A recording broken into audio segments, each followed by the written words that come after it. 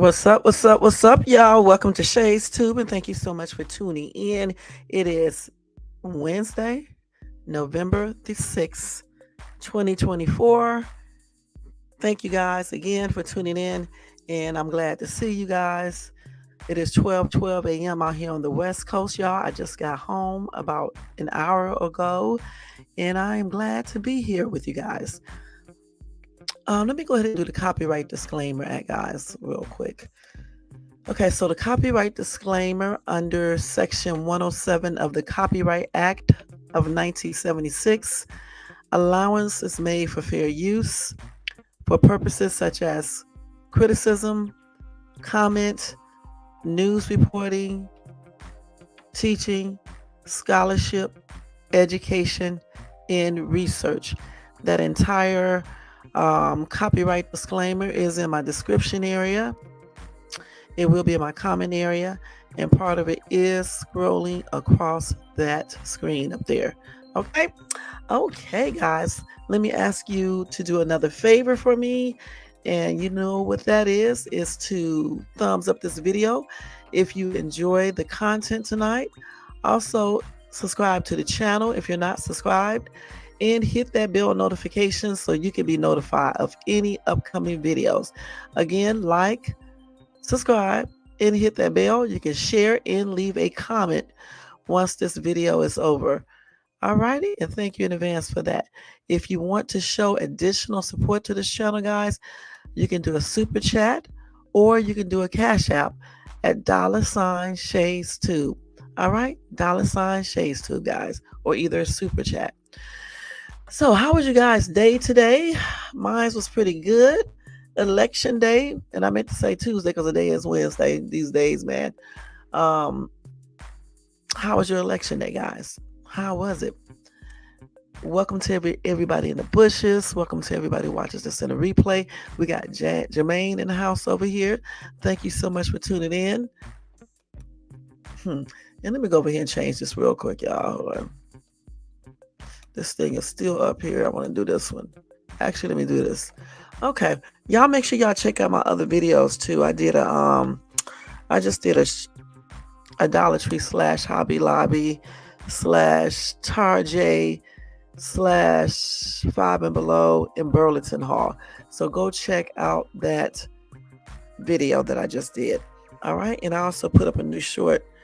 It's also a little haul, so check that out too. Just to do support for Shay's Tube, and thank you so much for that as well. But yeah, my day went pretty good. Good morning, KMB. Thank you so much for tuning in. Y'all make sure y'all show KMB some love and support. So yeah, my day went good. Like I said, I went to vote, went to work, went to a couple stores and did some stuff around the house and did my nails, and that was it all day long. Then came back home and stuff, watered the grass. So yeah, I had a pretty eventful day today, Everything went good out here where I live at. So nobody did nothing stupid, no crazy stuff, no violent stuff, no nothing. So everything was quiet, was normal, the weather was pretty good. So everything worked out. Yeah.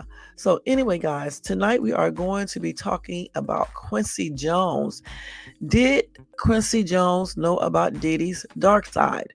Also, guys, I have a hot topic to talk to you guys about, and I'll probably cover it for about 2 days.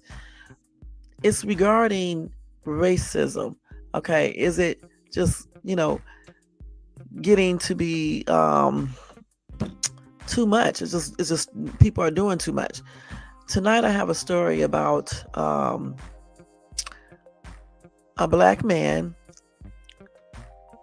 who was shot, harassed, threatened, and just everything was done to him basically by his neighbor. Okay, and then the police waited days before they did anything. So we're going to talk about that. And we have another story that I want to talk about as well. Let me get that one. I couldn't put everything up there because you know how YouTube and StreamYard is. You can't put everything up there. Let's see. Let me get the other story real quick. And then I have another story where a dude said, Wiggers need to pass on. So this black family was hit with racist, threatening graffiti and other things. So we're gonna talk about that as well. All right, and then I'm gonna give you a couple of breaking news, and that's gonna be it. And of course, we're gonna talk about the election. We got to talk about that a little bit, and then that will be it. Hey, West Adams, thank you so much for coming in, showing support. Y'all make sure y'all show West Adams some love and support. All right, and thank you so much. All right. So first thing first, what do you guys think about the election? In the chat, what do you guys think about the election? Did it go smooth for you guys? What?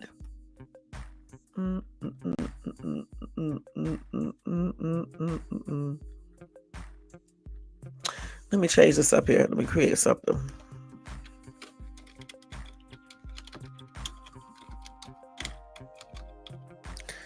Okay, let's add that. Okay, so let's put this up here. Okay, let me turn that music down a little bit. It'll always be up loud on my end, but it sounds good. Hey, hey, hey, hey! I'm still waiting you guys to answer.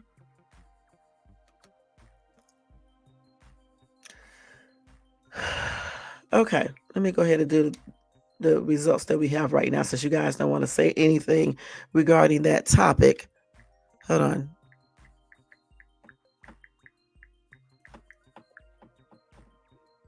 Okay, so far, guys, we have Harris with 224 points, obviously 224, and then Trump has 267. 267. I hope my voice don't start going out, because it seemed like it is. They definitely did. They definitely did. Yep. 224 Harris, 267 Trump. Trump has 267 electoral votes, and Harris has 224 electoral votes.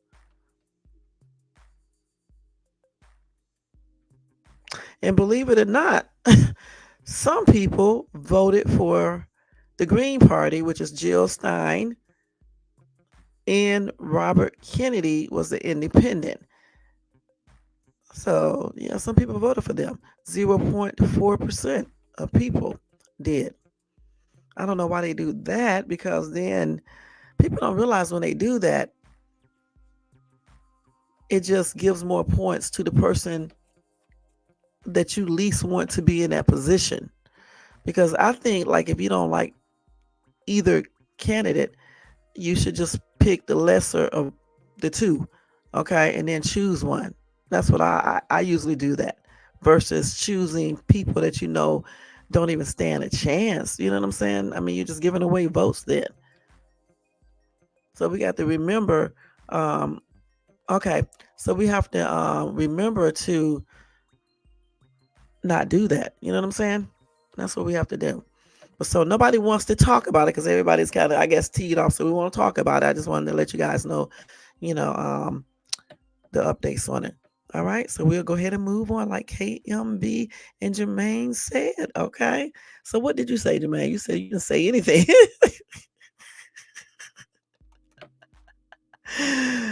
Oh my gosh. But anyway, let's go ahead and move on to Quincy Jones, okay? And Diddy, all right, y'all? Oh my gosh, man. Okay, so let's go ahead and do this.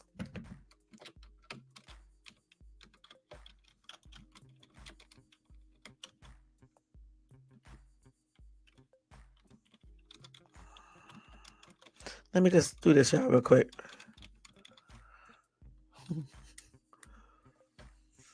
Okay, so let's go ahead and go to this article. Okay, so as you guys know, Quincy Jones passed away yesterday, I believe, at age 91 or 92, one of the two. Okay, we're not going to do this. This is on Marcy. Why do they have this? Okay. Yeah, he was 91 years of age, and he passed away on Sunday night. Now, a lot of people are wondering if Quincy Jones had any connections with Diddy, who, as we know, is awaiting trial on federal ex trafficking and racketeering charges. Let's see what you guys are saying. You said I am an independent voter, been one since 24. You never vote for someone who's not going to stand a chance. You are absolutely correct. Yeah, I am too. I'm an independent. Yes, Quincy had talked about that about 2 years ago, and everybody was talking about he was old and senile. Wow, really? So that's stripped out. Anyway, most people connected to Diddy have either not spoken up or have refused to acknowledge their relationship with him. Cases involving people like Justin Bieber, Beyonce, Jay-Z, Jennifer Lopez, and all of his other friends in Hollywood just refuse to either say anything or to even acknowledge that they are or were friends, which is crazy.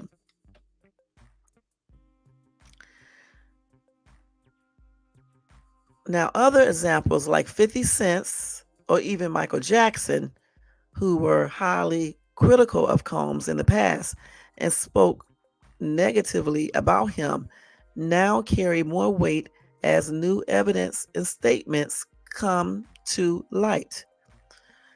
Now, Quincy Jones, they said, he knew the truth. He belongs to that group of those people who saw through Diddy. At a Spotify lunch event in June 2012, Jones had a conversation with singer Bruno Mars about Diddy, and he did not hold back. He, Sean Combs, would not know a B flat if it hit him. That's what Quincy Jones said. Again, he said he, Sean Combs, would not know a B flat if it hit him. Let's turn this down.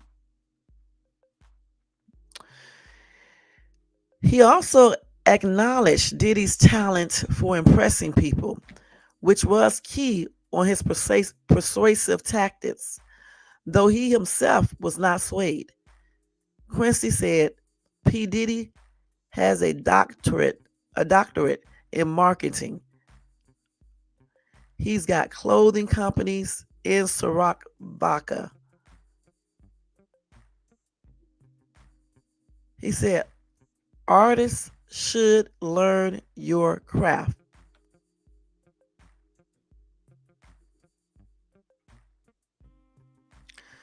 Okay, hold on. Let me go ahead and go down a little bit more.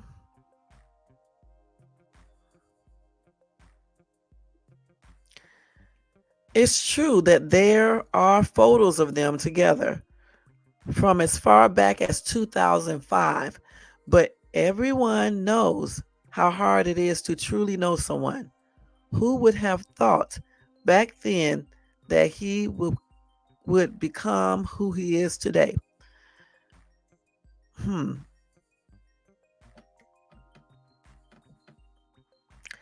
So let me go ahead and finish. Wait a minute, hold on, y'all. Just hold on. Let me get the rest of it.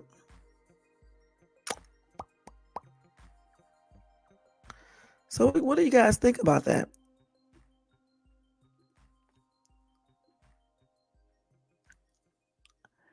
Do you guys think that Quincy Jones actually knew what Diddy was doing? That he was doing all this weird stuff?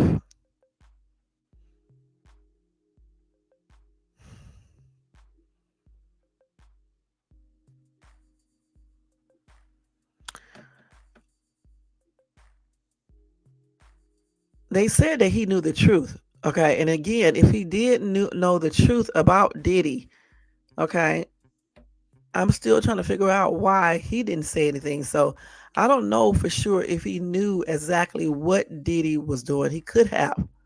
Okay, but I don't know if he knew for sure. He might have known that Diddy is a hot mess. He might have known that Diddy could basically think he is equivalent to God, a God or something. He could have known stuff like that.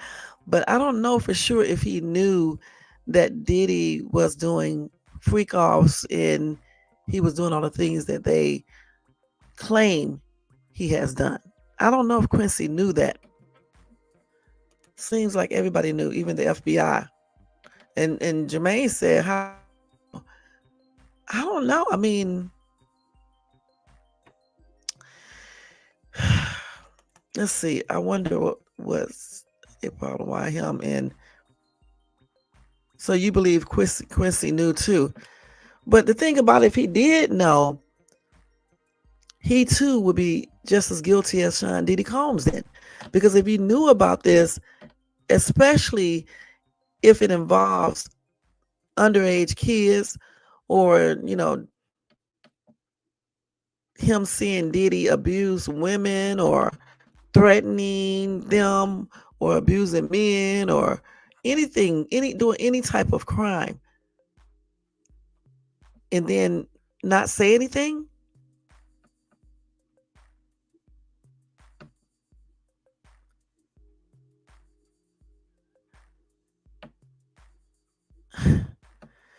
Now, granted, that other side of Sean Diddy Combs was his secret life. So, I mean, I don't know for sure if Quincy knew or not. I'm just saying, I mean, I don't know for sure. You guys said he probably did know. He might have known. And everywhere I read, they said that he knew exactly what Diddy, the music producer, was about. But he didn't. They're not saying that he knew that he was doing freak offs and things like that, and doing weird stuff and doing crimes, criminal activities. Now, with the allegations of Diddy possibly unaliving, having Kim Porter unalive, do you think Quincy knew that? Or anybody else that they accuse him? They allege that he has alleged that he have been responsible for. Like, for example, the Shine thing. What is the other guy name with the car blown up? I can't remember his name. That situation, the Tupac situation, the Biggie situation, all of that stuff. Kim Porter situation, hell, Al B. Sure situation, just everybody. Let's see what y'all saying over here. And that's crazy that a lot of people didn't say anything that did know. And I'm saying again, if Quincy did know all of these things, again, he's no better than Sean Combs then. Let's see. Quincy Jones claimed he knew. He told about it. I read it on Instagram and people were saying that he was old and senile. And then I know what he was talking about. We're going to look and see if we can find this. So I know one thing, he was not impressed with Diddy producing style. So he was talking about that. Okay.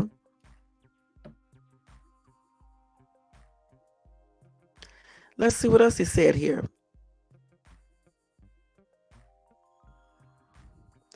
So he did write another statement after he said whatever he said. He said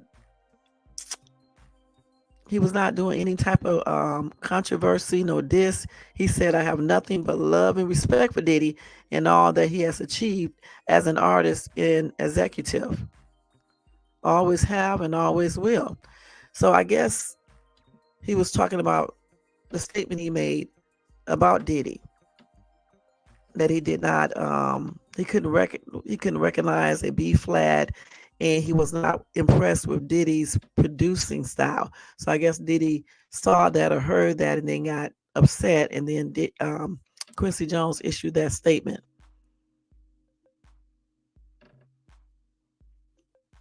So again, I'm thinking if he did know about all this stuff, I don't know. I mean, I don't know for sure, guys. I don't know if he knew, because I don't see him not saying anything, but they do have certain information about him as well. So, I mean, I don't want to talk about that because he just passed. Maybe later on I'll talk about it. And the Jamie Foxx situation. Because honestly, even though Jamie was joking, I don't believe he was like 100% joking. I believe he was mixing in the truth with the joke. You see what I'm saying? Because why would you joke like that? And then he said later on, when he went back to explain how everything went, he said that if Puffy wanted him unalive, he would be unalive. So that right there tells you that he knows that Puffy is capable of getting people unalive. And if he wants you gone, you're gone. There's no mistakes.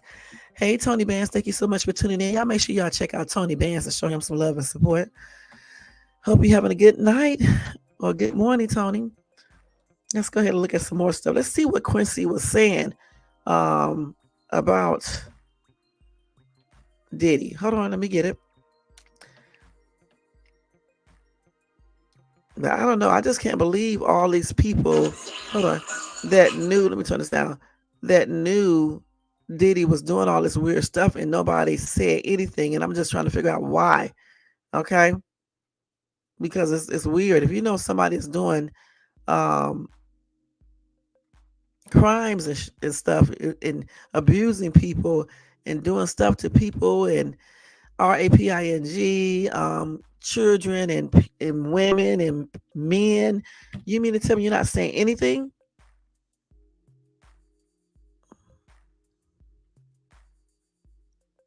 So let's see here.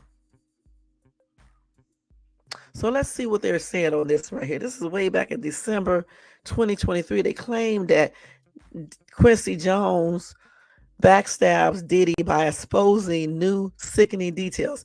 So we're gonna see if they're telling the truth because I don't believe this. So let's see.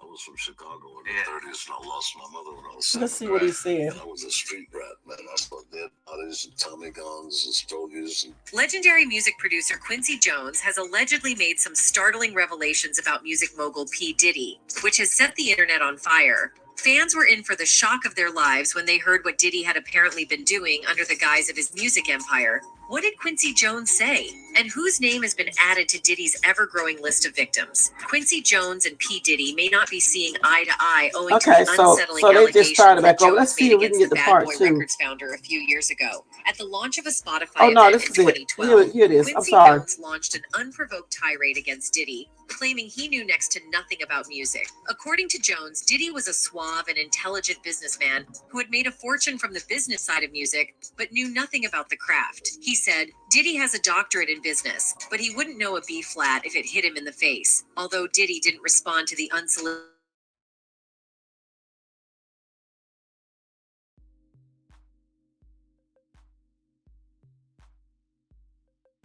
Please don't start. Currently, Diddy is facing a slew of lawsuits with damning allegations that could severely dent his image and hurt his career.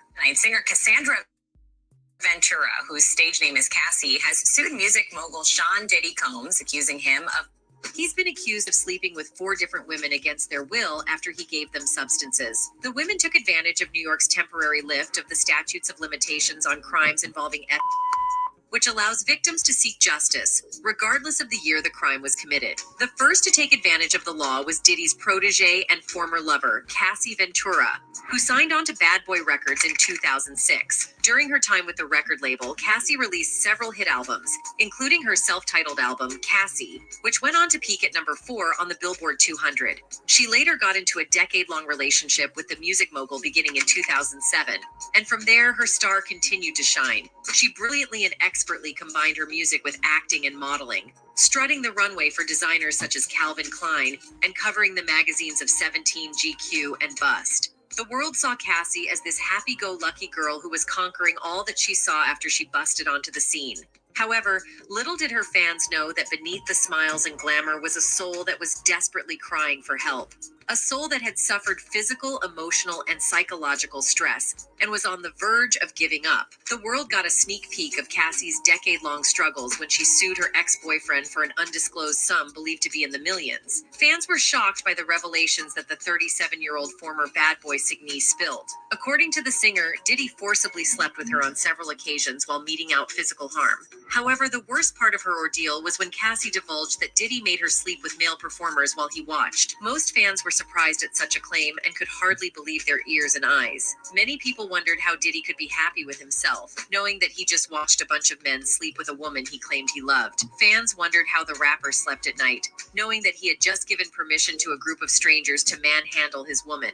Cassie's allegations opened the eyes of many to the dirty world of Diddy. Though the Bad Boy Records executive loved to don white, hiding beneath it was a dark monster waiting to devour its helpless victims. Soon after Cassie had filed her case detailing all of Diddy's alleged crimes, word began making rounds that Diddy was into transporting women to satisfy the desires of other randy men. Diddy denied any wrongdoing, giving his fans hope that he wasn't the monster Cassie and the media were making him out to be. However, within 24 hours of the public denial, Diddy's lawyers secretly contacted Cassie and suggested an out-of-court settlement. The amount both parties agreed on isn't in the public domain, but the figure being bandied around is $30 million. Diddy's move to settle out of court disappointed his fans as they thought that he would have mounted a fight to protect and preserve his image. They saw his move as an act of guilt for all the years of pain that he allegedly took Cassie through. Soon, several women started coming out, claiming to have been victims of Diddy's exploitation tactics as far back as the 90s. Welcome back. Music mogul Sean Diddy Combs is facing new allegations of... As the month of November wore on, the list of Diddy's victims increased, and by the month's end, 4 people had sued Diddy for his alleged crimes against them. Many fans began to suggest that Quincy Jones probably had an idea of what Diddy was into. That's why he launched that unprovoked attack on him about a decade ago. They surmised that maybe Jones knew Diddy's music empire was just a front for his apparent illegal activities and was trying to warn the general public. The fans wondered why a music producer and label executive wouldn't know a B-flat key when it even hit him, as alluded to by Quincy Jones. Probably Jones knew more than he was telling. Anyway, within a few days of Cassie's explosive lawsuit, Diddy's second victim filed her lawsuit. The woman known as Joy Dickerson Neal. I wanted to get. I was from Chicago. Okay, we're gonna stop that. So they're saying that that's the reason why Quincy Jones was saying that, okay? Because he knew that Diddy was using his music as a front for his other stuff that he was doing, allegedly. What do you guys think about that? You think that could be true?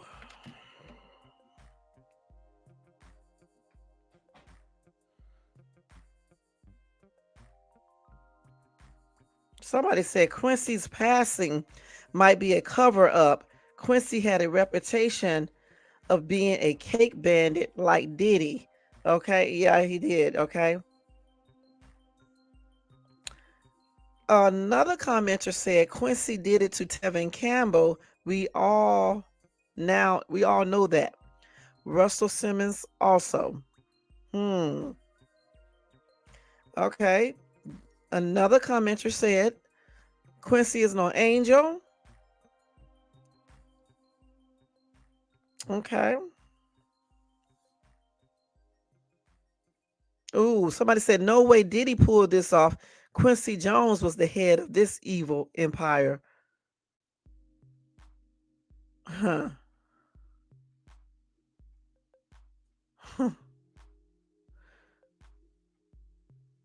Another commenter said, what do we think happened with Quincy Jones and Michael Jackson? All right. So like I said before, if he did know and he did not say anything, he's just as guilty. But we do know that Quincy Jones also have, rumors of certain things. And we're not going to talk about that because, he just passed on and stuff and everything. But maybe later we will talk about that. So let's see what else we got here. Let's see what y'all said in the comment section. Jermaine said, Diddy does not have a soul. Okay, KMB said, why you can't believe that people do things like that all the time. and people keep their mouth closed. They don't want to get involved because they're doing worse things than that other person doing. That's true. That's true. It's not that I don't believe it. I'm just saying, with him, if he was messing with children and RAPING in them, how could you basically sit there and not say anything about that? It is some of the other stuff that we have heard. How could you just act like it? Clive Davis should go to jail. Wait, how could anybody sit there, even if you don't want to get involved, you can do stuff anonymously. You don't have to tell who you are. You can do so many things where it doesn't look like you are the one that told. But then again, like I said before, he also had rumors, like they just said, of Tevin Campbell. So, I mean, it could be many different reasons why he did not say anything if he actually knew. Jermaine, in this world today, what jobs are the people don't have a soul? Okay, so let's see what Jaguar Wright said 5 days. I think this is 5 days ago about Clive Davis, Quincy Jones, and Oprah. Let's see what she's talking about right here, okay?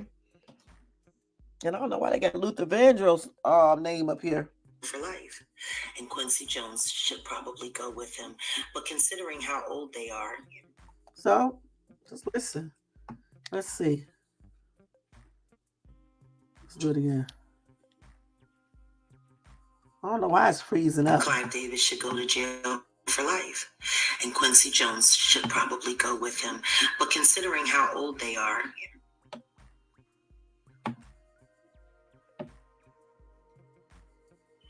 What was allowed to happen to Whitney and Michael and Prince was disgusting. It was terrible. It was awful.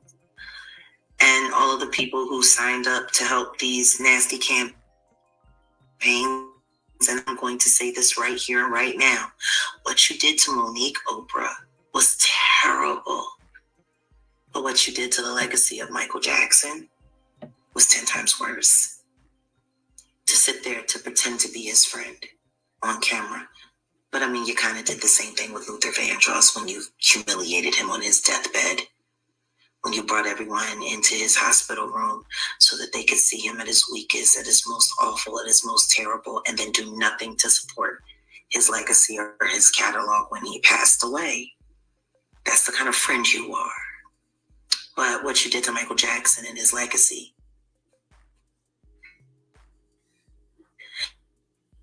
after those boys had already recanted their story and forced to say that he had done something to him, then you want to bring them back to encourage them to say the opposite, to hurt the auction. What auction? Like you're beyond the culture vulture. You're beyond that. Has anyone even asked her to explain what happened to all of those girls that went missing in that school in Africa? Like she gets away with a lot. Meanwhile, everyone's feeling sorry for her as her weight fluctuates up and down, and she convinces people to buy medication that gives them constant diarrhea. Clive Davis should go to jail for life, and Quincy Jones should probably go with him. But considering how old they are,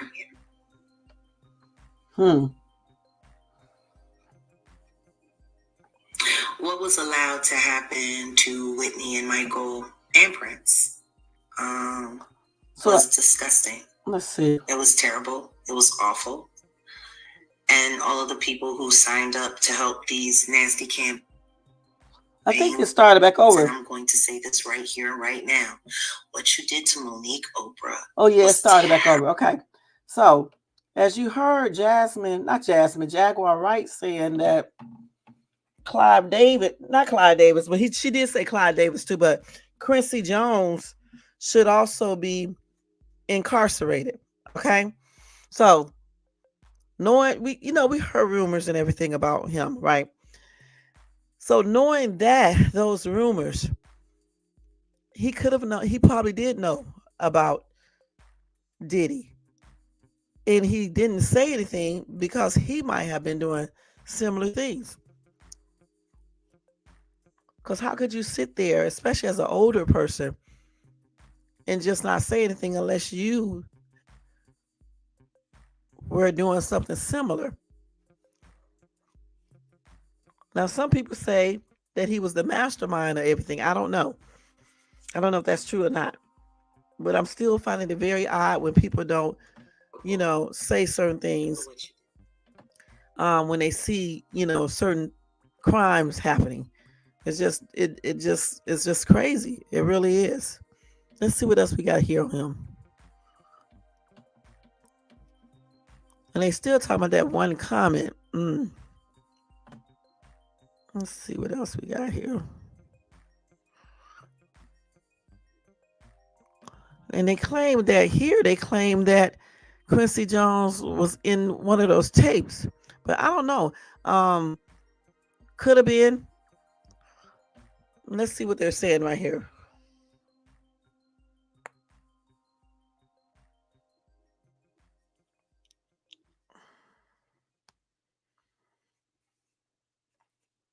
Hold on, y'all. Let me see.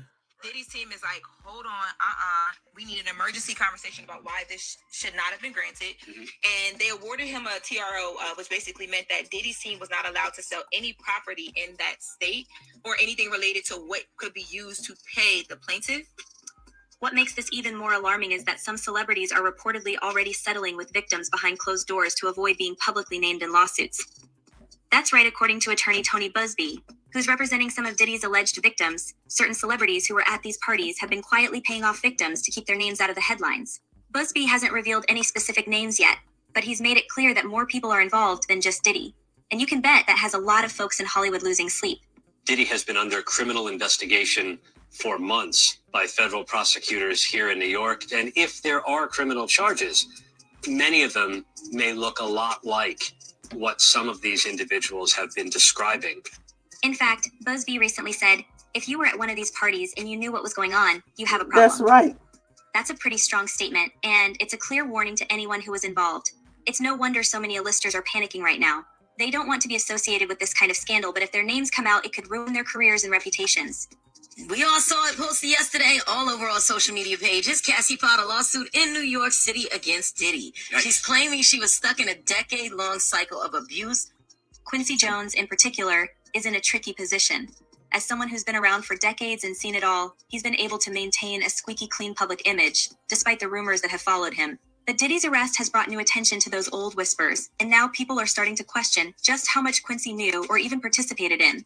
If Diddy decides to talk to investigators to save himself, Quincy could be one of the first names he throws under the bus. And let's not forget, Quincy has his own connections to some of the biggest scandals in music history. His name has been linked to everything from Michael Jackson's controversial career to behind-the-scenes power plays involving some of the most famous names in the industry. If even a fraction of the rumors about him are true, Quincy has a lot to lose if Diddy starts naming names. And I remember, I don't know if you know what his voice sounds like, but I felt like I was in the presence of his monster inside. It's also worth noting that Quincy's reputation as a mentor and gatekeeper in the music industry could work against him here. While he's been praised for helping launch the careers of so many artists, there's a darker side to that kind of influence. When you're in a position of power, it's easy to control people, especially young, up-and-coming artists who are desperate to make it big. And if Diddy's downfall exposes any kind of pattern of manipulation or exploitation within that power structure, Quincy could find himself at the center of a storm he never saw coming. The rumors are that Diddy was running some kind of Epstein-type deal where he was filming everybody, right? That's the rumors. Yeah, I don't know that there's any proof or anything other than that. At this point, it's impossible to say exactly how things will play out. But one thing's for sure, the entertainment industry is on edge. Diddy's arrest has opened a Pandora's box, and there's no telling how many more names are going to come out as this investigation continues. The fact that so many people are reportedly panicking right now only adds to the sense that there's a lot more to this story than we've been told. The next few months are going to be critical for Quincy Jones. As more details about Diddy's case emerge, the pressure is going to mount on everyone connected to him. Quincy's best hope is that the focus stays squarely on Diddy and doesn't shift to include him, but that's looking less and less likely as more information comes to light. And a lot of the evidence, alleged evidence, that's been gathered in this case was from those 2 raids that were conducted on his personal homes in Miami and Los Angeles. And the indictment names that the things seized that he allegedly made videos of these performances that have been named freak offs. The money that they're saying Diddy has to start paying this guy on October 1st, so Diddy's team is like... So, the thing about it, he won't be, even if his name is on the, even if he's in the tapes, they can't do anything now because he passed away. But I'm wondering now if he's even in the tapes for real. Let's see what some of these comments are saying. Somebody said if Diddy goes down, he's exposing everyone. Settling is not going to help them.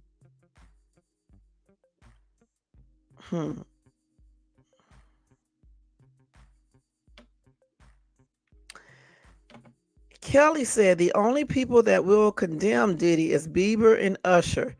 They were minors. Judge announced all plaintiffs must be named. Settling allows stars to be compensated without the disgrace.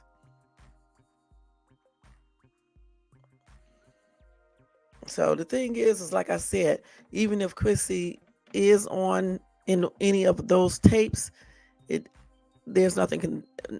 He's not here now, so we would just only be able to talk about it.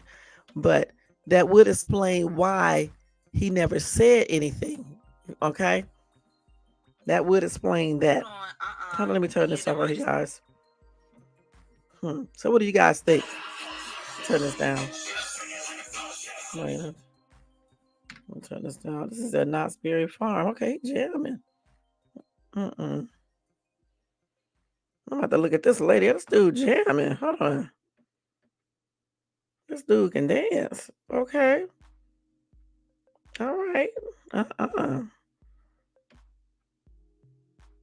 This dude can jam, man. Okay, I'm about to keep this video because I want to go back and watch this. Knott's Berry Farm. We should have went. Let me just do this real quick.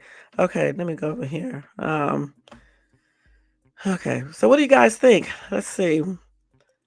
So KMB said half of the entertainment world are on the tape. So nothing surprises me with anything. And the thing about it, they can actually be on the tape as long as they weren't doing watching Diddy do anything illegal, or they partaking in anything illegal. They can be on the tape. Some people are just, freaky like that and stuff, and they get into stuff like that.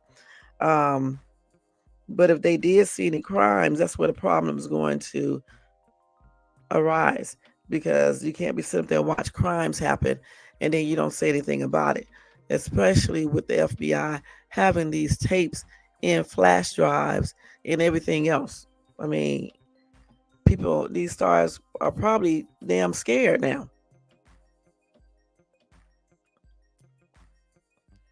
Let's see what else we got for Quincy on this. Hold on, y'all.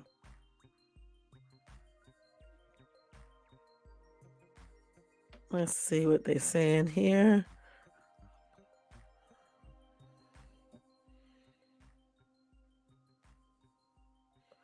So they're basically just saying the same thing, that one comment that he made.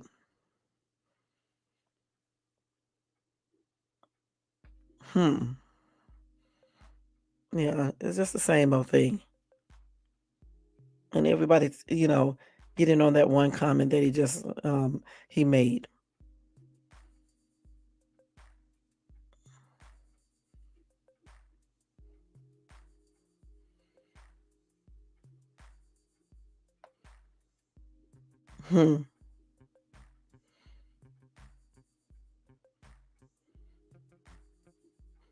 So yeah, that's it with him, because I don't see anything else. I don't see anything else except the same thing that I just discussed. So like I said, when May comes around, I don't know if they're going to release any information regarding those tapes. But if he is in any of those freak off tapes, then that would probably explain why Quincy Jones did not say anything if he knew, Diddy was doing stuff that he shouldn't be doing, point blank. So let's see what they're saying here real quick.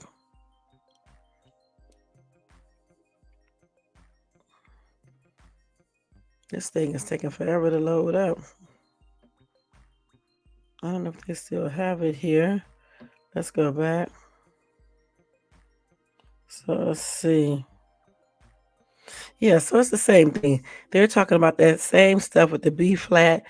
Diddy couldn't recognize a B flat if it hit him. So they're still talking about that. Okay, but like I said, when the trial starts and everything, I'm definitely going to be updating you guys regarding that, because we're going to see if they let us know if he was in any of those videos from years ago. Because I doubt he would be in anything, when he was alive at the age he was. But years ago, since they believe Diddy's been doing this for the longest, he could have been there. And that would explain why he did not say anything.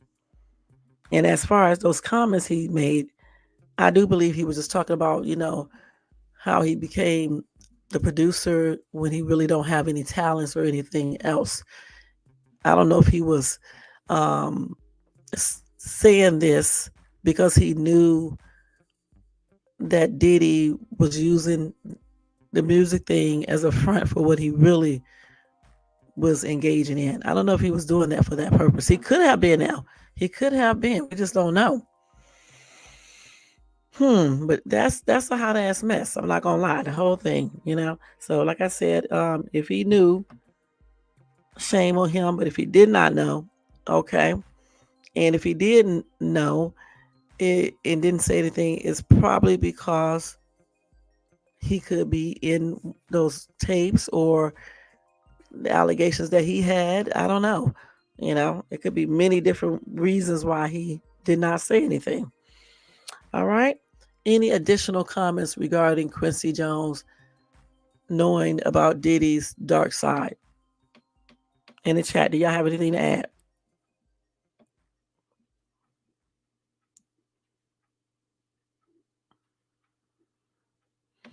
Damn, he always be talking. Let's see what he said about Oprah.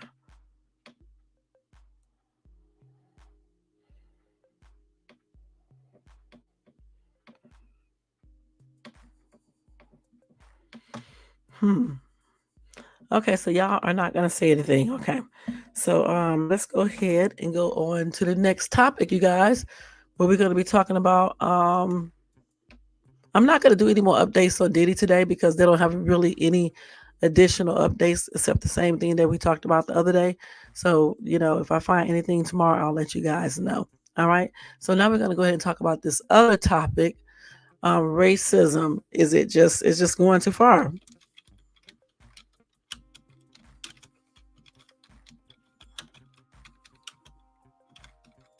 Okay, let's put that up there. Okay. I hope I spelled it right. I did. Okay, so let me tell you guys about this daggone story first. Let me go to it.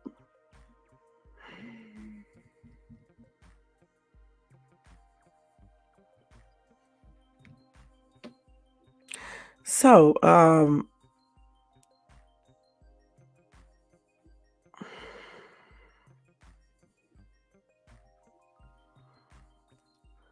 let me let y'all watch the video first, okay? I think this is going to show a video. Yeah, it is. Hold on, let me let y'all see the video. Minneapolis want to know, why did it take police almost a week to arrest a white man accused of shooting and wounding his black neighbor? Now, the court documents allege this. The suspect, 54-year-old John Sawchuk, harassed Davis Moturi for months before the shooting. The local police chief admits the department has failed Moturi. This was the moment that Davis Moturi was shot while trimming a tree outside of his South Minneapolis home last Wednesday. Moturi was taken to the ER with a bullet stuck near his spine. Police and Moturi believe his next-door neighbor, John Sawchuk, pulled the trigger. I'm in the hospital today because my neighbor shot me. Moturi is now home recovering, and 5 days after the shooting, SWAT teams surrounded Sawchuk's home, where there was a 5-hour standoff before Sawchuk surrendered, booked on attempted murder, assault, stalking, and harassment charges. Moturi and his wife filed at least 19 police reports against Sawchuk for months. The harassment, police say, was racially motivated. Yeah, I don't like you. And included violent threats. Saying like, hey, if you touch that tree, things are gonna come down on you, things are gonna happen to you. It's clear that me calling everybody and anybody hasn't really done much. The police department is facing backlash for not acting sooner. We failed this victim 100% because that should not have happened to him. The Minneapolis police somehow did not act urgently enough to prevent that individual from being shot. Well, in Minneapolis. Okay, so let me give y'all the story on that real quick, and then we'll talk about it real quick, okay? No. I'm going to tell you the story of everything. Yeah, I did say Bruno Mars, yeah. Okay, let's go back to this right here. Oh, wow, man, these people be passing on like what? Goodness. Okay, let's do this, okay? Let me go back to it. I'm about to get this and say this for every Friday. There's something is wrong with these people, man. That's on everything. Let me see. Let me say that. Okay, so here we go right here. Okay, so anyway, let me first let you guys know the white man accused of shooting his black neighbor in the neck last week has an extensive history of threats, harassment, and property damage against numerous neighbors over a 2-year period, and he evaded arrest by holding up in his home, court records show. John Sarchak, 54, had 2 outstanding warrants against him for an alleged year-long campaign of harassment targeting the shooting victim, as well as a third warrant charging him with assaulting another neighbor in 2022, according to court documents. Now, the Minneapolis Police Department once again finds itself at the center of controversy over race in policing after failing to arrest Sarchak on the active warrants before he allegedly shot Davis Moturi on October the 23rd, and then waiting several days before taking the alleged shooter into custody. Sarchak's defense attorney said their client denies the allegations and he did not enter a plea at arraignment. John Miller, CNN's chief law enforcement and intelligence analyst, said there are many factors complicating how police responded to the ongoing neighborhood dispute, including that the city's police force has significantly been reduced since 2020. Okay, let's go ahead and go down. They try to blame that's the reason, okay? Anyway, they said on the face of it, given the results, this is clearly a failure on the part of police. A more nuanced look at the big picture may reveal the symptoms of a city that has been through a trauma in the time after the George Floyd unaliving, where the city and its police are struggling to find the proper balance. So, in video capture on a home surveillance camera, Moturi can be seen pruning a tree when he is shot and immediately crumbles to the ground. The bullet went through his neck and fractured his spine, broke ribs, and left him with a concussion. It is very sad that it had to come to this, Moturi told reporters during a brief interview outside his home Tuesday evening. He also said, "But I'm looking forward to recovering safely and securely in the comfort of my home. I'm just glad my lovely wife is here and I'm still alive." Anyway, the police chief, Brian O'Hara, said his department will conduct a full post-incident review into the shooting and has insisted police had repeatedly tried to lawfully and safely arrest Sarchak before the shooting, with the utmost priority on the sanctity of human life.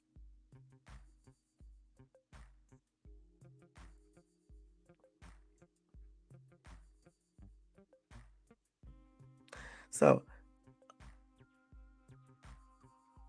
on Thursday, the Minneapolis City Council approved a motion for an independent review of all incidents between Satchak and Moturi in the shooting. In a statement to CNN, a spokesman for Minneapolis Mayor Jacob Fry office said Friday the mayor fully supports an independent review of this incident. Anyway, some people in the community, including Moturi's wife, see the circumstances around the shooting as another example of how law enforcement continues to fail Black men, despite calls for reform after Floyd's unaliving at the hands of police in 2020. Still others, including multiple policy experts, tell CNN the situation is the situation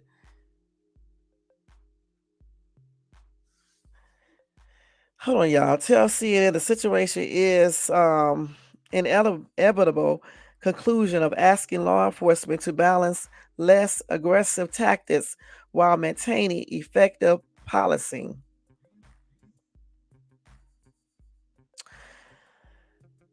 So Sawchuk was committed in 2016 after a judge declared him to be mentally ill and dangerous and unable to stand trial for felony assault and 3 misdemeanors.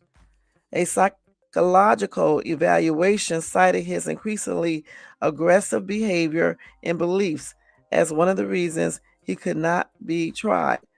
So what beliefs are those? In September 2023, Davis and Caroline Moturi moved into their first home next door to Sarchak. The arguments between the neighbors began over a tree planted between their homes, but quickly escalated, according to court documents. What should have been the start of a wonderful chapter with my husband became a living nightmare. That's what his wife wrote after her husband was shot. Now, police were first dispatched to the home in October 2023 after Sawchuk allegedly made threats involving disparaging racial comments at Moturi. Officers have been called at least 19 times by the Moturi family, court records show, after Sarchak allegedly swung a metal guarding tool at Davis, who was standing on a ladder after he hurled threats at Moturi's wife. And yet again, after Sarchak allegedly shoved human feces through the mail slot of their front door. I don't call the police for fun. I call because I want my family to be safe, Davis Moturi told CNN affiliate KRE. Through it all, Sarchak constantly evaded law enforcement by retreating into his home and refusing to answer the door. Sarchak, who had been charged with multiple felonies from his interactions with the Moturis, had 3 open arrest warrants against him in the days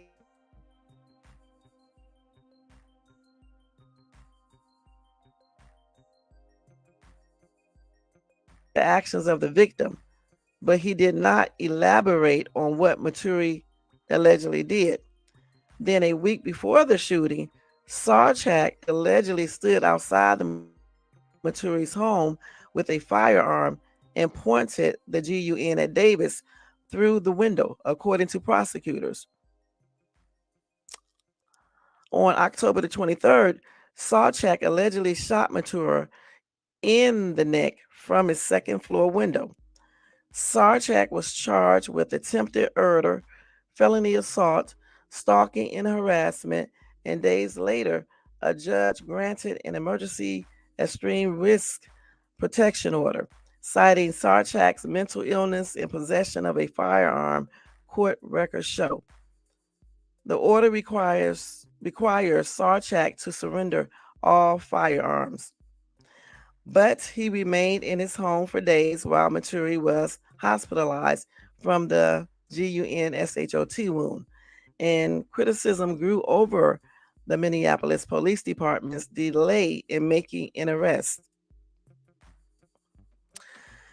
After an hours long standoff, Sarchak surrendered to police early Monday morning.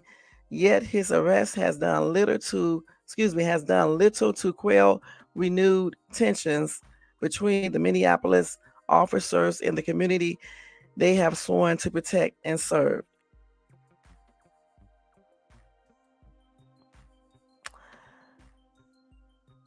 So anyway, at a news conference last Friday, O'Hara told reporters his officers wanted to wait to arrest Sarchak until he was outside his home in order to limit his access to firearms.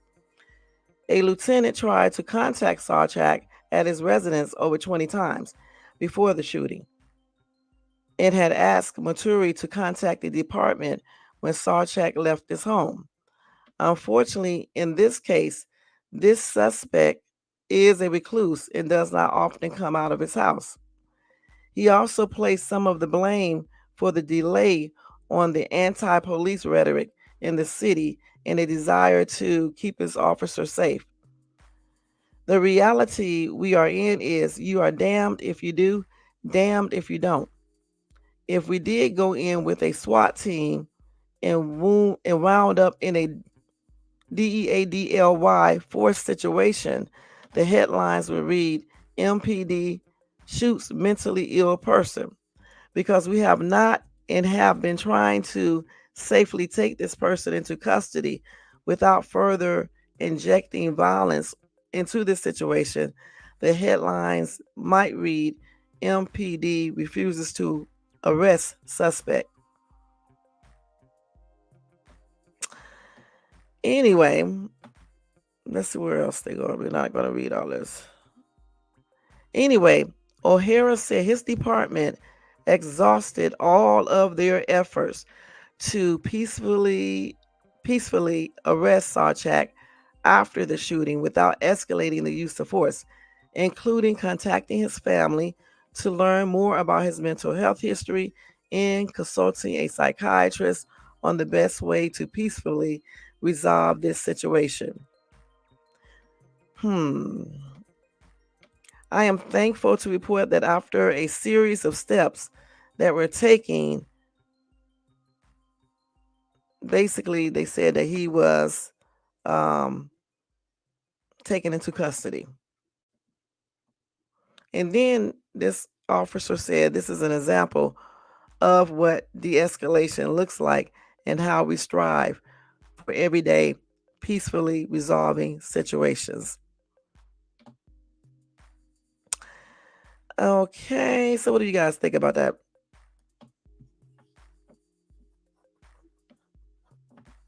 Now, I understand that they wanted to do this peacefully, right? However, if somebody just shot someone in their neck for really no apparent reason, the dude was pruning his tree, all right? And the neighbor got mad because the tree must be like going into his property as well. Or I don't know, maybe he just don't like the tree. And they used to argue back and forth. But is that really a reason just to shoot someone? And then knowing that this dude has a mental illness and then he's extremely dangerous, I'm just trying to figure out why the police just didn't go in there and get him. Because I know they said they wanted to do everything peacefully, but what if this dude would have came back out of his house, right, and just started shooting up the neighbor's house for whatever reason? Let's see what you guys are saying over here. Okay, let's see. Let's go all the way back. That they're going to get even better than it already is because they know that they are allowed to do it and nothing is going to be done. One of my neighbors told me I did not see it. She was walking her dog at the dog park and this lady spit in her face and the police was called. Police told her the lady was protecting her dog. What? So she's protecting her dog by spitting in the lady's face. I thought spitting in someone's face is like assault.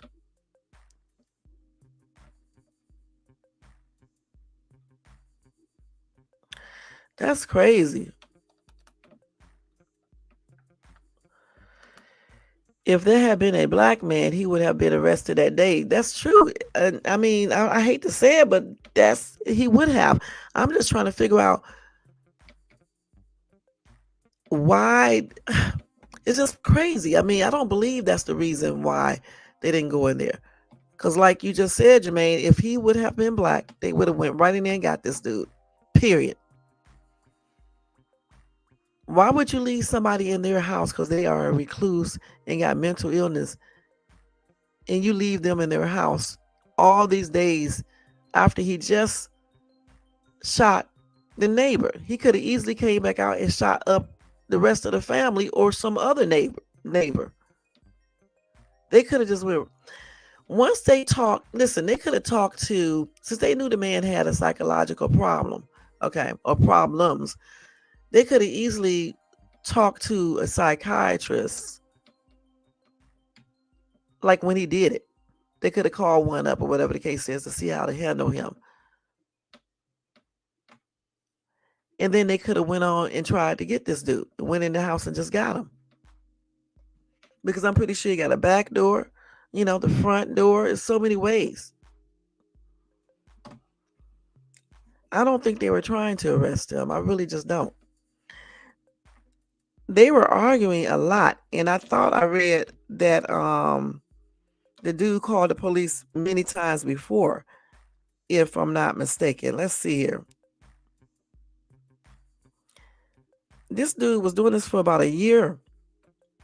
He was harassing them and all types of stuff.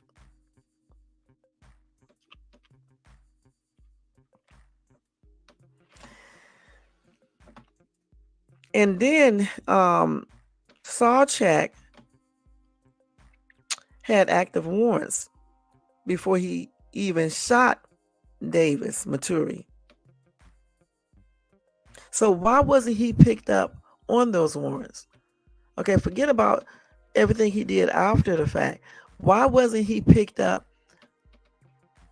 before? When he had those active warrants, they should have went to his house and picked him up then. Even before he even shot the neighbor.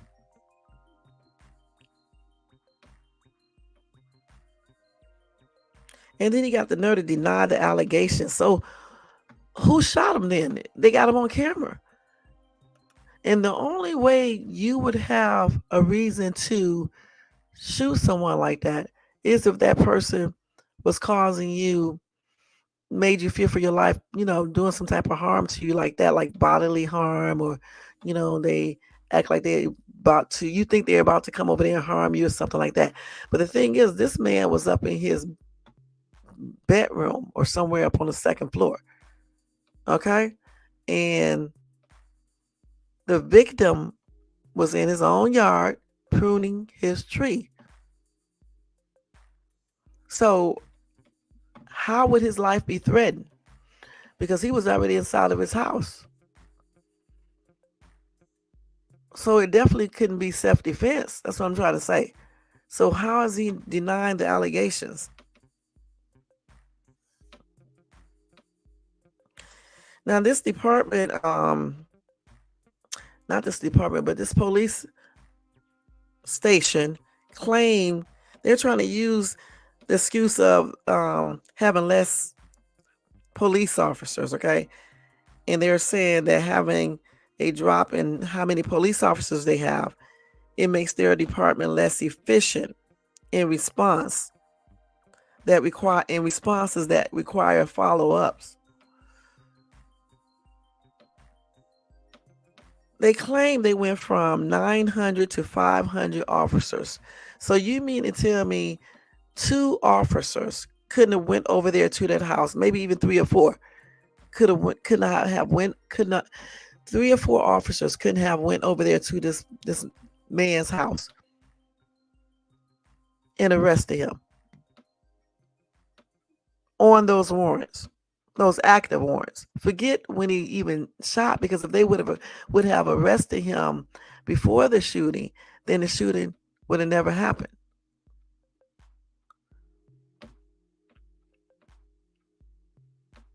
And I do think it's a failure on the part of the police.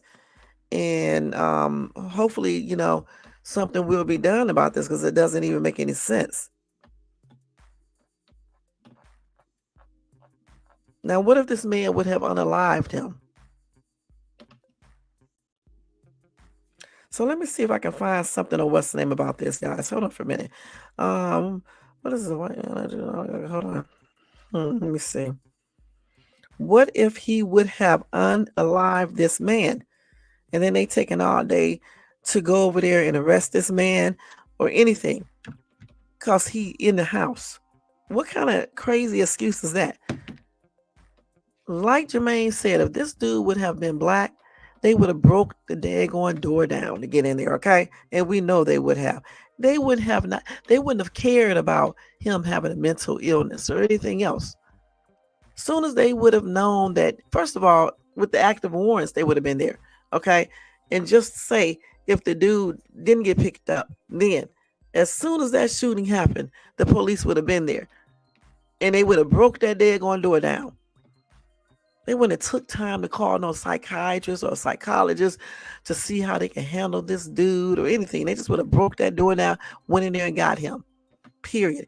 And if he would have started shooting, they would have been shooting back. Let's keep it real. What's this man's name? They might have said the name so many times like y'all don't forgot the name. Let's see. Let me go to the story and see what this dude's name is. It's up on my thing. John Sanchek. Let's go to it. I think it's John Sanchek. If he was not white, they would have been all up in there. They would have been all up in there quickly, and it just would have been over. So let's see what they're said on here. So this dude got bullets stuck near his spine. He could have, he could have been paralyzed.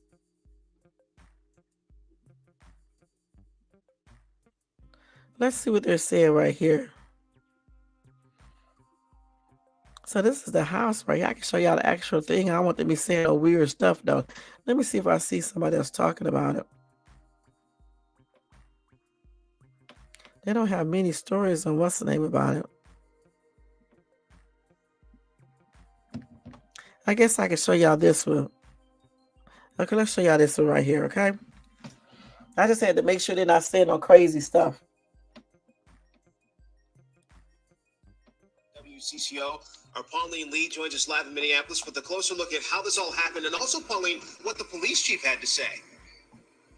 Yeah, he had a lot of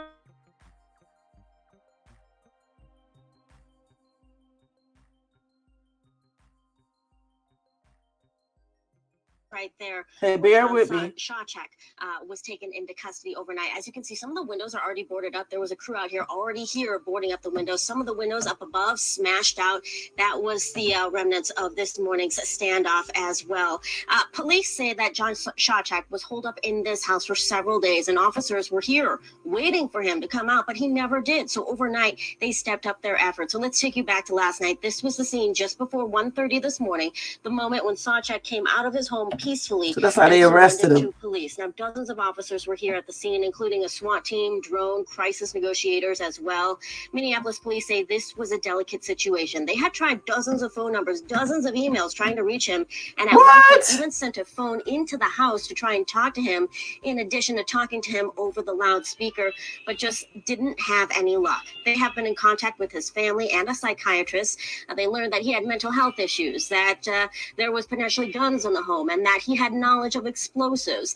And this, of course, all comes after we first brought you the story of Shawcheck's neighbor last week, Davis Moturi, who had filed 19 reports to police before surveillance video caught 19 reports, y'all. to the neck, allegedly by Shawcheck, from inside of his home. We pressed the chief as to why it took so long for arrests to come this morning. There was extensive work by our officers to try and make contact, to try and bring this person into custody, and we were unsuccessful. And so in that sense, yes, we failed this victim. He should not have been shot. But I will say this, we had no reason to suspect that he would shoot the neighbor from inside the house. He just said he had a mental illness. He was extremely dangerous. Now, Minneapolis police say Sawchuk had about 3 warrants out for his arrest at least, and they had tried to contact him in April, since April. Meanwhile, his neighbor Moturi had been filing reports since February. Now, Minneapolis police say they had made arrangements overnight for any neighbors in the area to be evacuated. No neighbors took them up on that, and so everyone just stayed within their homes during the standoff. This case has gotten a lot of criticism, as we mentioned. After our first report, it led to letters from city council to police chief to the mayor. As it should. From the mayor, he was out here this morning as well. Meanwhile, they still have an investigation to do to comb through this home and look for evidence. They have not retrieved any guns that were allegedly. Okay, we gotta stop this chick. She talking about GUNs and everything else. Okay, but like I just said, y'all, he said that he didn't have any reason to think this dude would shoot anybody, right? But they said that this dude had a mental illness. That's the first thing. And then they said that he was dangerous. So why wouldn't they think that he could do something like that?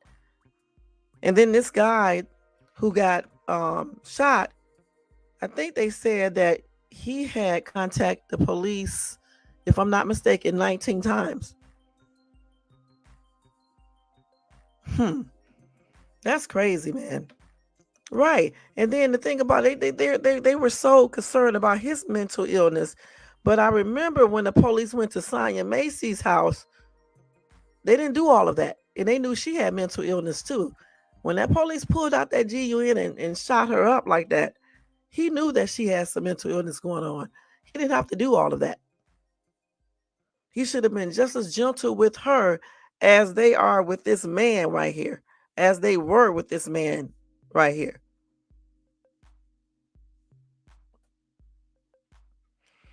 How the hell you trying to contact someone who has active warrants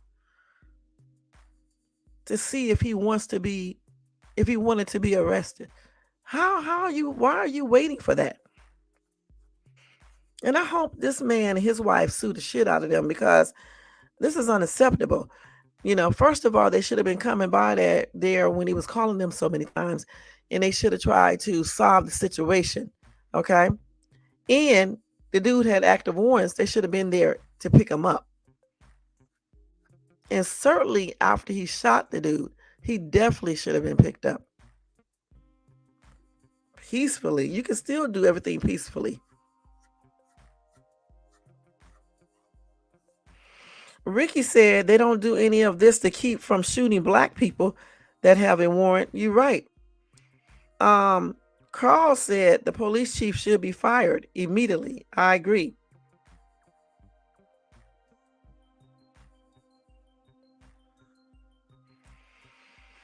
So Moni said, so it took backlash from the people for them to do their job. Shaking my head.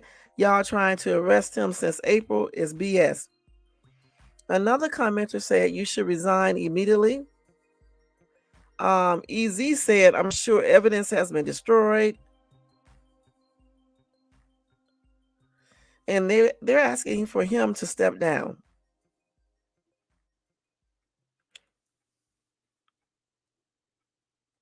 And then that's another, they say he had knowledge of explosives, right? So how could they not think this dude is very dangerous? He knew how to make, BOMBSs.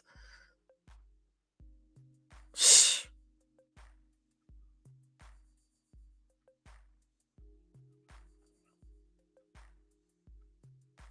And then somebody said, wow, sounds like the cop did not believe the black man.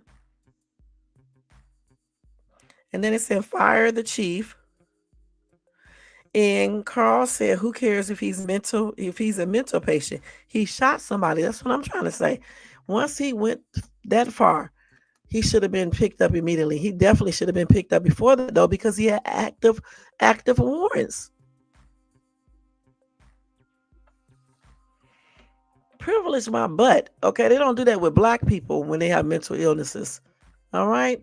And the thing about it is, if they wanted to call a psychiatrist, they could have did that, which they did do that, but they should have did it days ago because they already knew, and they could have, did whatever the psychiatrist told them to do and went in there and got him if they needed to do that. If the dude had explosives in his house, he could have been in there making what's getting prepared to blow anybody up. So why would you be waiting around that long? Well, anyway, hold on. Let me do this real quick, guys. Well, anyway, somebody said, I'm a white man in Minneapolis, and I can tell you exactly why it took the cops a week, because the Minneapolis police are racist. The system is racist, and until we honestly take it apart and rebuild it, it will continue to be racist.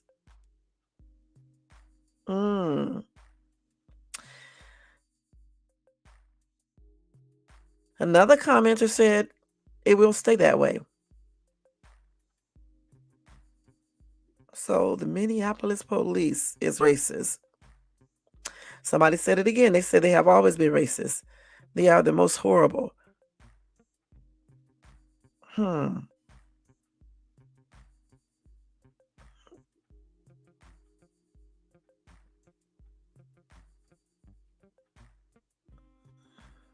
So now they're arguing. I'm not going to read these comments right here. So a lot of people are saying that Moturi should sue the Minneapolis Police Department for failure to act. Okay, so they got another video where the chief said they tried knocking on the guy's door, but he did not answer. Then he said they didn't want to go in and get him because it was dangerous. What? What the heck is he talking about? Let's see this right here. It is right here. Shooting in Minnesota after a white Minneapolis man was charged for allegedly shooting his black neighbor. So I think this is it right here. Let's see. Dana Griffin has the details. This was a shocking moment caught on camera. Video obtained by our NBC affiliate Kira 11. We don't want to show him. Trimming a tree outside his Minneapolis So he was doing that, okay? According to court documents, a bullet was fired from his neighbor's That's what he was hit, okay? The bullet went down through my neck and then all the way back to my spine. Moturi told NBC affiliate Kira 11 he's also recovering from broken ribs and a concussion. Adding, the last 11 months since he and his wife moved in, they've been living a nightmare next door to John Shawshack. So that's the man's house? The victim called police 19 times prior to the shooting for incidents including harassment, hate speech, and verbal threats. It also says Shawshack suffers from mental illness. Shawshack has been charged with attempted murder, but he is not in jail. Police allowing him to stay in his home because they say he's a threat to himself and others. The likelihood of an armed, violent confrontation where we may have to use deadly force with the suspect in this case is high. That excuse sparking community outrage. We have to take... That's stupid as hell, y'all. So I'm not a police officer. I don't know how that gets done, but I know it needs to get done.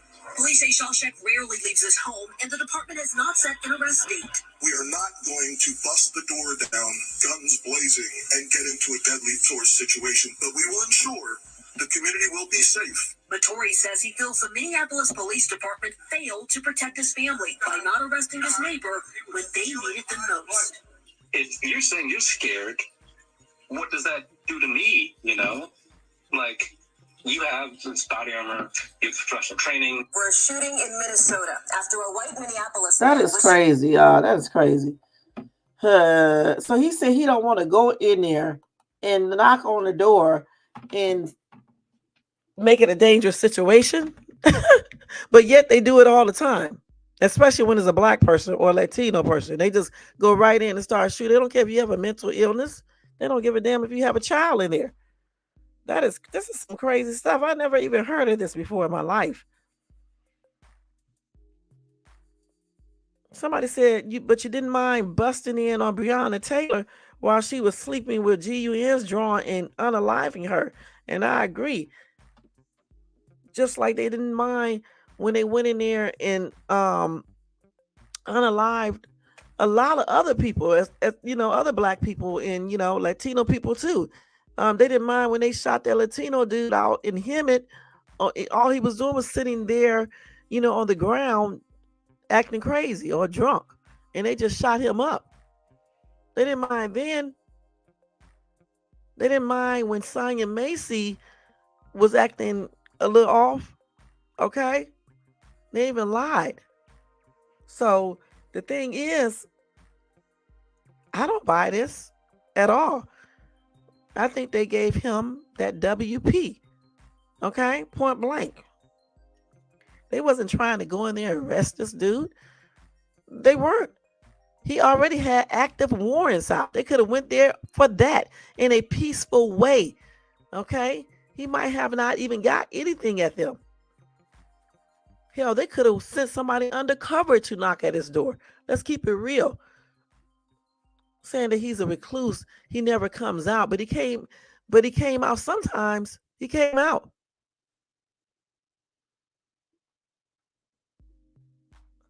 Trying to arrest somebody since April? Come on now. This is what? This happened not too long ago, right? Okay, so you mean to tell me they were trying to arrest him since April? Since April.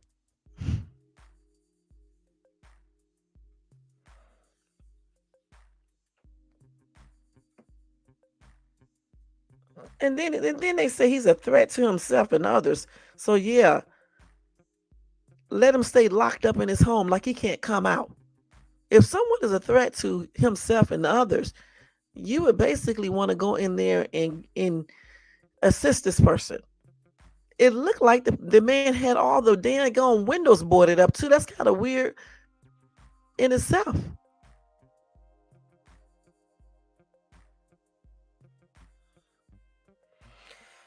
Another commenter said, not surprised at all. They've been showing us what they can get away with, and they got each other's back. Okay? The thing is, guys, I'm glad this dude is incarcerated right now, and he has all these charges, okay? But I hope that justice is served completely, even on some of these police officers, because how are you letting a person sit in their house days after they just shot someone and could have possibly unalived them? He could have been paralyzed or anything. And then the dude also has active warrants. Why was this even allowed to happen? So I do hope justice will be served 1000%. And I do wish this dude a full recovery. My prayers, his family, I extend my prayers to them as well. And again, I hope justice is served 100% on this dude, because this does not even make any sense. And I also hope they give him the proper mental health care that he needs as well. Okay? But using that as an excuse is plainly ridiculous after he shot someone. If he never shot no one, then they could use all the excuses they want to, but I still think they should have went there to pick them up. They should have picked him up because he had active warrants, not one warrant. He had a bunch of them, and he was harassing other neighbors as well. So he should have been picked up. So that was a trip, y'all. So I don't know what to say about that, y'all. So let me tell you guys about this other story as well, and then we're going to get out of here. We've been on here for an hour and 28 minutes. I got about 10 more minutes. We're going to do this real quick. Also, y'all, I just got a Cash App donation. Let me do this real quick. Let's see where this thing is at over here. I told you every time I get a Cash App donation or Super Chat, I'm going to put this. Because, see, sometimes I'll be forgetting. I'm not going to lie. Sometimes I'll forget to do stuff. There you go. So I want to say thank you to Jermaine. Hold on. Let me see. Let me do the thing on here. Let me get to it first. I always forget where it is. Let's see if I can go to it real quick.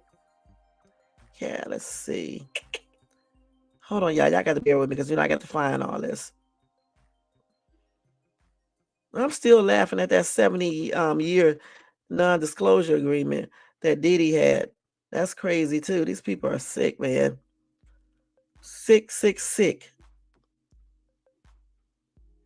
Wait, hold on. I'm trying to find it. I may have to look up another one. I can't never find stuff. This is not it right here. Okay, let me just go to YouTube and get another one. Damn, I can't never get stuff quick on this damn phone. Let's see. Let's get another one. Hold on, y'all. Let me do this real quick. I need to set a thing on my thing so I can just easily get it. Cash register. This probably gonna sound tripped out. I know some ads gonna have to come through first, like always. Let's see. Where is it at? Let's see. I don't like that, y'all. This is crazy, man. I don't like that. No, I don't like that. It sounds tripped out. Wait a minute. I need to find a new one. That part right there sounds okay. Ching. Okay, I gotta use a different one. I don't like that one. Let me see what this one is. Okay, well, thank you so much, Jermaine. All right, thank you for that Cash App donation. All right, I appreciate you. And y'all, Jermaine donated. Let's see. Hold on. I got to change all that. I got to get it one. I'll probably do it sometime this week or either over the weekend because that's a damn trip. Yeah, that ding ding ding ding. I need a real one so it can really sound, really nice.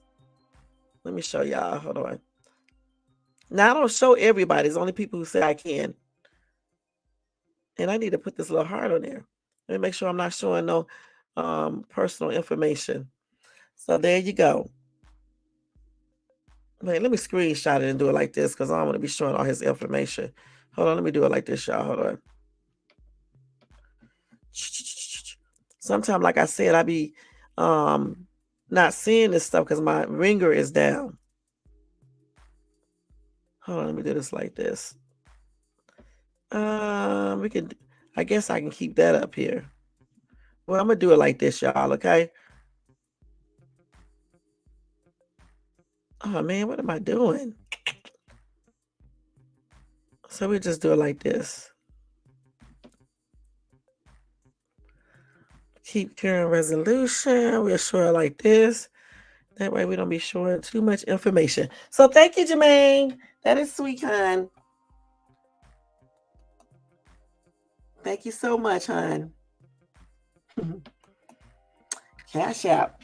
And guess what? The best thing about Cash App, y'all, is that who don't get a percentage out of it. Because like when you do Super Chat, they definitely get a percentage. So again, I appreciate you, Jermaine, and you still owe me. That's $130. You still owe me, let's see, $270 more. Okay, $270 more, Jermaine. All right. But thank you again. I appreciate you. All right. All right. So now let's go ahead and get to this other one, guys, real quick. Let's first read her KMB's comment. Okay, I already read that. Okay, you say he should be fired. Definitely. Okay. Okay, let me go to the next story, y'all. Let me go back over to this banner. We're going to take this down and put the other thing back up here. Where's the thing at, man? Hold on. Let me go back to it. Not this. This right here. Okay. Okay. So another situation we have is this one right here. Hold on. Let me let it open up. Damn thing taking all day to open up. Okay, so a Black family in California. So it doesn't even matter where you live at. Okay, I mean, some people think things like this just happen in the South, but it actually happens all over. All right, and y'all know I do stay out in Southern California. So anyway, I don't know if this is Southern California or Northern or what. They just said a Black family in California is reeling from racist threats that were spray painted on their home in cars. According to Fox 11, racist graffiti was found on Elizabeth G's Los Angeles home on Halloween night. The spray painted messages were filled with racial slurs and threats on her sidewalk and gate. Photos obtained by Fox 11 show the phrase, Wiggers need to DIE. All right. And Wiggers home written in black paint on a sidewalk. Now, one of the messages on the sidewalk was Wiggers DIE. That's the one that really touched this lady, okay? She said, I moved over to my car and said, she said, I moved over to my car. It said, dumb Wiggers. Then she said, then we moved on to the next one. One says, Wiggers house. The next one said, DIE. The gate says, dumb Wigger. And the spelling is not even correct. Anyway, this family has been living in their home across from Crenshaw High School for over 30 years. She said, my whole body just shut down. I had no means for words. All I could do was cry. It's unclear who the perpetrator was. The incident happened in areas not covered by security cameras. And this lady's family has filed a police report in hoping to get the attention of the mayor. The thing about it is, I don't understand why the newspaper or articles, whatever, put the victim's entire name up there. This is why I don't say the entire name a lot of times. Sometimes I do, but a lot of times I don't. It just depends on the article, the situation and stuff. But I don't know why they do that, because then people can look you up and do other things. Anyway, she said, to be afraid to be in your own house, that's not a good thing. It's very stressful. I don't understand why our house was the reason. And this happened on Halloween, okay? On Halloween night. And I don't know, I don't think this is her house right here. I'm not sure, but I'm not going to show that either. But this is plainly ridiculous. I don't know if they did it as a joke because it's Halloween or if they were serious or what. But the thing is that we cannot put up with this type of stuff, period. All right. And I think they definitely the police need to do a little bit more when it comes to, crimes and things like this, harassment like this. And it is so convenient that when things like this happen, the cameras don't work either. That's why it's a good thing to get a Ring camera, because if she would have had a Ring camera, she would have caught them, doing everything they did. That's why it's good to have that. So let's see. Okay, so let's see. Geraldine said, this is what their leader feed them. People need to take their blinders off and wake up at what is happening around them. The racism, the hate, giving immunity only give the power to carry out 2025 project as they please. Wake up, America. Vote. Save our rights and freedom.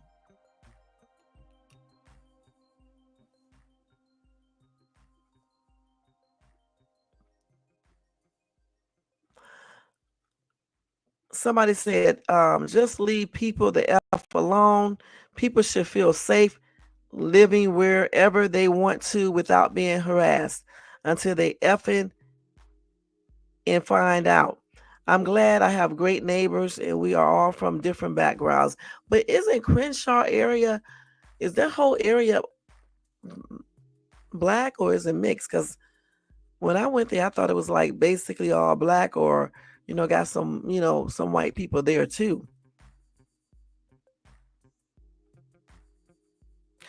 Okay, so Andrew said, I live in California, and while people think sunny California is all palm trees, tech, Hollywood, and liberal tree huggers, make no mistakes, there are plenty of racist cowards floating around. If you research, a lot of the most racist crap over the past decade or so has been committed in California, especially Northern California.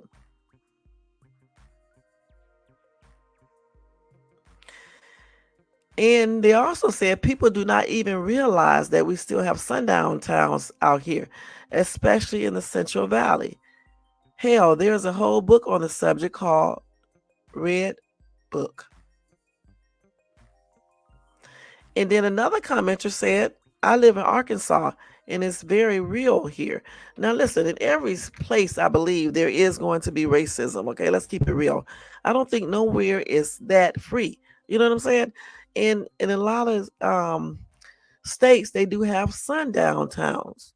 Okay, they really do, where people of color just cannot go in those areas or be there when it get darker. I mean, let's keep it real. They do have these places. Let's see what some of these people are saying in response to this.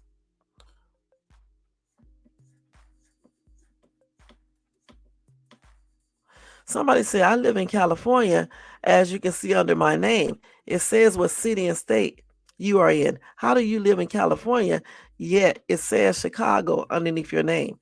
Maybe he moved, okay?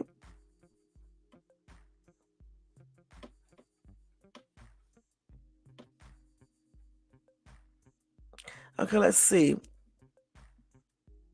And then somebody said they moved from Texas to Vegas. And he said we have plenty of sundown towns there. Okay.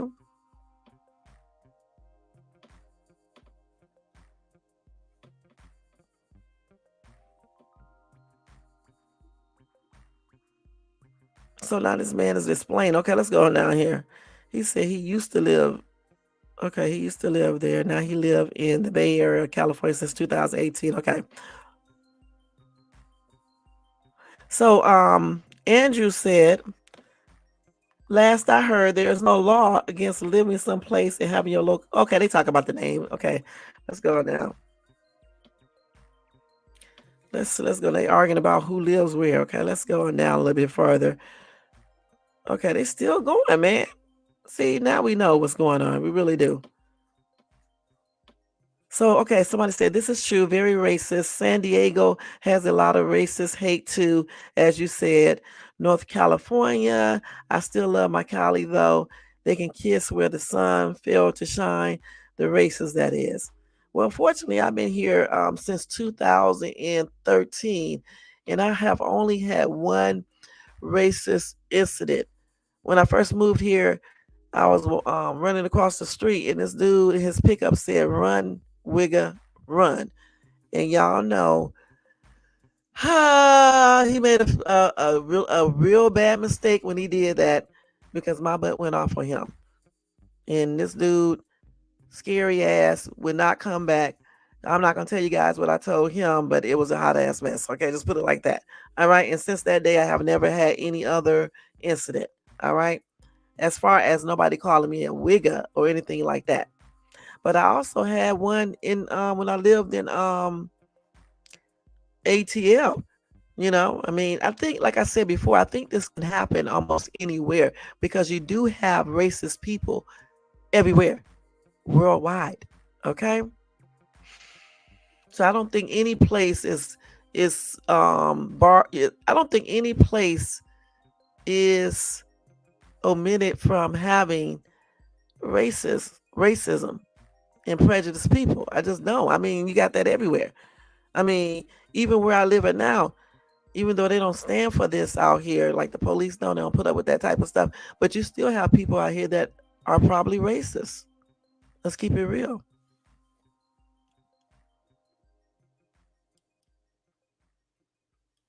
Somebody said one of the worst places to be in is Vidor. Is it Vidor or Vidor, Texas?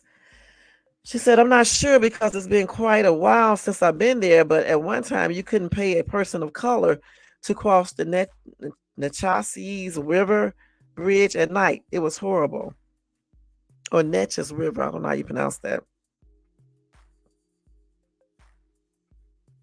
A lot of it's some places in Texas that are a hot mess, okay? Because I lived in, DFW. I actually stayed in like Keller, Texas, and I used to go to South Lake all the time. I remember one time we walked into this restaurant. It was nothing but white people there, right? They didn't say anything. They just all looked. You know what I'm saying? And that was it. Okay, so I don't know. Like I said before, racism is everywhere. Even when I lived in Keller, I didn't really have any problem I do think this cop stopped me one time because of that. Because what I did is that I did just what all other cars do. You know how you like you don't want to stand in traffic, and there was like a what do you call that? A shopping center right on the right of me, right? And other cars were going through there to get around the traffic. So I decided to do the same thing. When I did it, the police stopped me. I didn't get a ticket or anything, but and we laughed about it. It was so damn funny. Me and my daughter, we cracked up about it because the way he was walking to the car out of breath and shit, he was kind of big. And we was like, he should be at the damn desk versus trying to be out here giving people tickets and shit. But anyway, when he walked up to the car, he was telling me you can't do that and all this other shit. And I was like, I didn't know that was against the law. I saw other cars doing it, and he was like, well, you can't really do it. You're not supposed to do it. But he didn't give me the ticket. So I'm thinking that might have been, a little racist and things like that. I can't prove it, but I'm just saying, I'm just think he just stopped me because I was, black and I did it because he didn't stop nobody else. And that area out there is basically all white too. You got some black people out there, but not that many, you know. But other than that, I don't think I can recall any other racist event out in Keller, not even in South Lake, not even in Colleyville or any of those areas I was in. I never really, besides, like I said, when I walked inside of the restaurant, how everybody was looking, but nobody said anything and stuff. But in Georgia, I went to this church where we was living at, and it happened to be all white. Now, David was telling me don't go to the church. I'm like, okay, this area is black and white. So, I mean, why can't I go to the church? So we went to the church. Me and my kids went to the church, got in here. Nobody was acting crazy or anything, but they did look, but then they stopped looking. But we stayed for the whole service, but I never went back because it was like kind of awkward. No other blacks was there. It was kind of weird at first, but that was basically, besides when I was at the laundromat right before I got ready to leave. This person hollered out the window again and said some crazy stuff, and that was it. Other than that, I lived in many places in Atlanta, not in Atlanta itself, but in Atlanta, Georgia, but not in the city. And I can't recall like getting into like some type of racist type situation there. Not even in Cleveland. I mean, I did have like one time I was on just a small thing. I was on an elevator and this lady was getting ready to get on, or man, I can't remember. And when she seen us on the elevator, she decided not to get on the elevator. And I was like, well, take your ass off the elevator then. And I just went on up. I don't give a shit. That's what I said and stuff. But other than those little bitty things, I can't really recall any like ridiculous, just something really ridiculous happened. I mean, when the dude screamed out the window, that was kind of, crazy. But other than that, I haven't really encountered anything too much. Anything that I can prove that was actually racism. That's what I'm trying to say. So again, it is everywhere, just hope that you never have to really experience it or your family members. And just try to move places that is comfortable for you. You know what I'm saying? And safe. You got to look at that.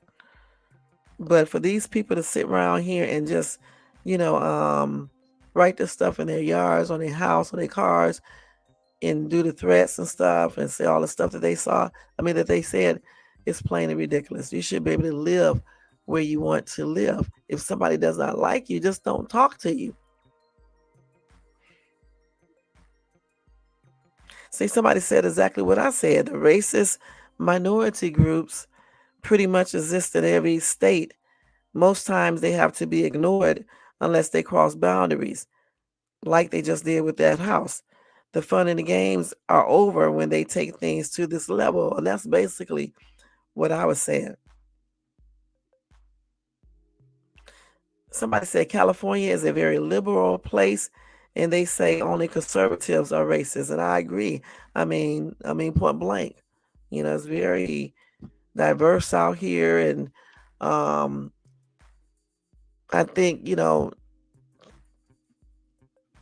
certain places out here, certain cities may be, just a tad more tripped out.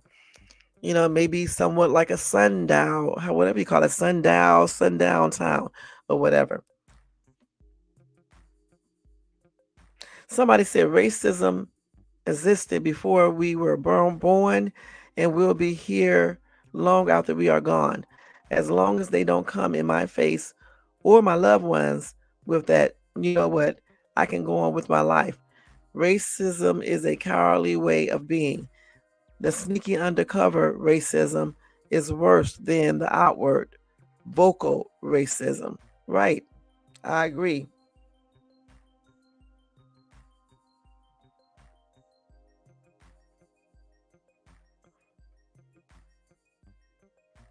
Somebody said, move to Idaho if you think California is racist.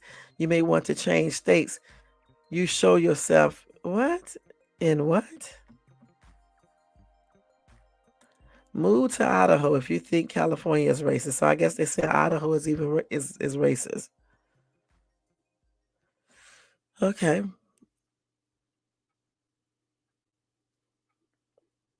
These people arguing about what state this man put on his damn profile. Somebody said a lot of times it's law enforcement that helps maintain that status. People that work for the county on an administration level and such.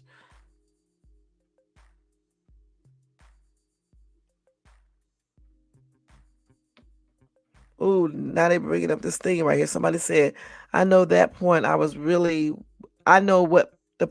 really making.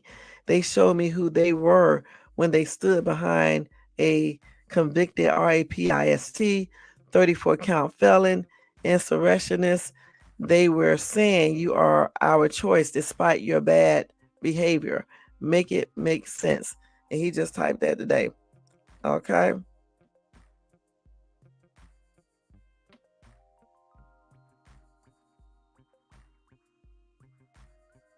So they arguing in this comment section. But anyway, regarding that family, my prayers are extended out to them, and hopefully they don't experience any more of this foolishness. Again, I don't know if the people did this because of Halloween or if they just did it because they are really, truly racist and don't want them there. I don't know, but I don't know if I could live there still. I just don't, because every day I would be worried about if somebody's going to come by my house and mess with my kids or with me or my spouse. I would just be like too worried about that. And I don't want to have to live in an area, where I have to worry about my safety and, and think somebody may come and do something to my kids or my spouse or anything. I just wouldn't want to be there if I was them. You understand what I'm saying? And I don't know if they rent their home or if they own their home. But if I was a renter, I definitely would be probably leaving because I don't want to be involved in all that type of stuff and be looking over my shoulder every minute of the damn day and night. You shouldn't even feel like that in your own home. You see what I'm saying? So that's another reason I wouldn't be able to live there, because why even deal with that? And it's not that they're making you move. It's just the fact that you're not going to sit there and put yourself in a situation where you can hurt them or they can hurt you and your family. And a lot of times some of these people are cowards anyway. They do shit in the times when you basically don't even be thinking about this type of stuff. So yeah, I wouldn't be able to still stay there, honestly. But my prayers are extended out to them and hopefully everything, works out for them. Yeah, it's not a good look to be racist, okay? It really isn't. It just not. I don't know why you guys feel like you're better than someone else because of the color of your skin. You know better.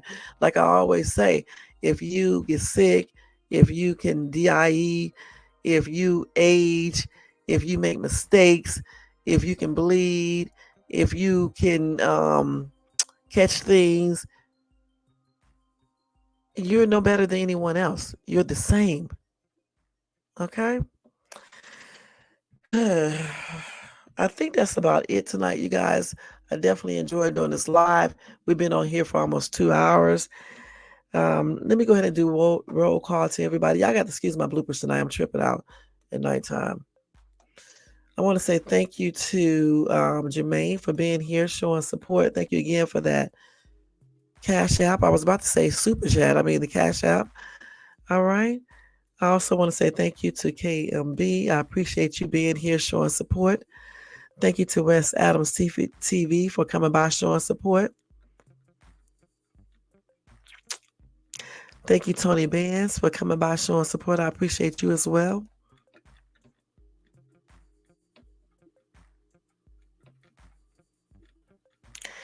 And thanks to everybody in the bushes and everybody who watches this in the replay. I definitely appreciate everybody for taking your time out to check out Shades Tube tonight. Y'all, probably starting tomorrow, I'm going to change my schedule. I'm still going to come on at night, but I'm going to try to come on a little bit earlier. Okay? Because I'll be tired. I'll be trying to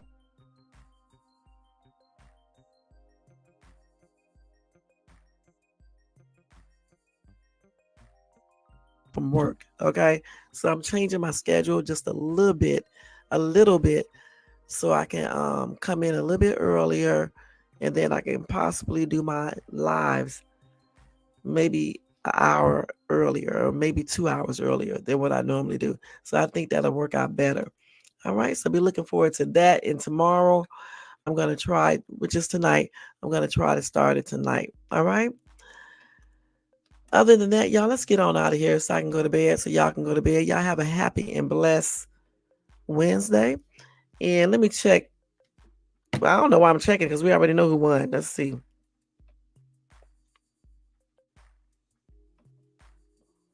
It still got the same thing on here, right? Let's see what time is. Yeah, they just updated it. So here is now, did I say this before? 224. So it's like, I think once they got 267, I think that's it.